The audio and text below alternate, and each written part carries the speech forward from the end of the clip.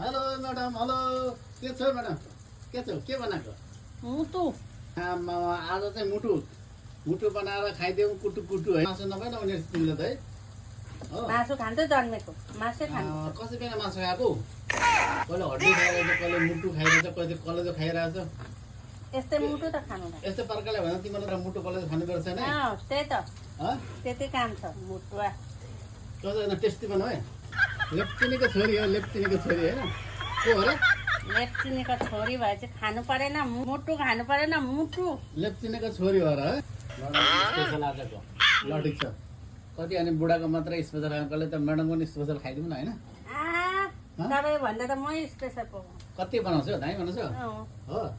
खतरा बनाइ आजलाई बुढीलाई मात्रै पकाउनु लाउँछ त बुढीले मिठो पकाउँछ नि त भोलि छुट्टी हो अनि आरामले सुतौँ यसलाई चाहिँ आजै ल्याएर पकाउनु लाउनु पर्छ भनेर प्रधानसँग बसेको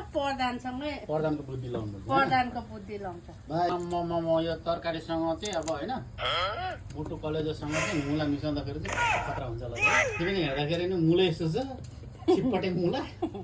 ए अनुहार हेर्नु त छिप्पटे हो नि म तर मुटु हो नि त मुटु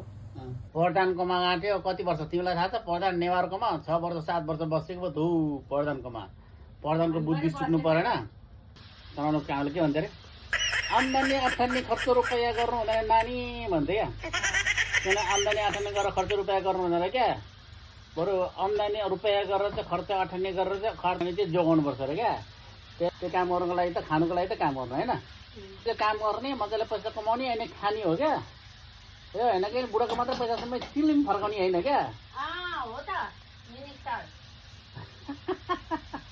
5 पैसा भने पनि धनै हो घरको बुढी भने पनि मनै हो भन्छ नि त त्यो घरको बुढी नै जिन्दगी छ हौ अब त के गर्नु बुढेसकाल लागेको छ अब खोइ बाहिरको कसैले पत्याउँदैन तपाईँलाई कसले पत्याउँछ त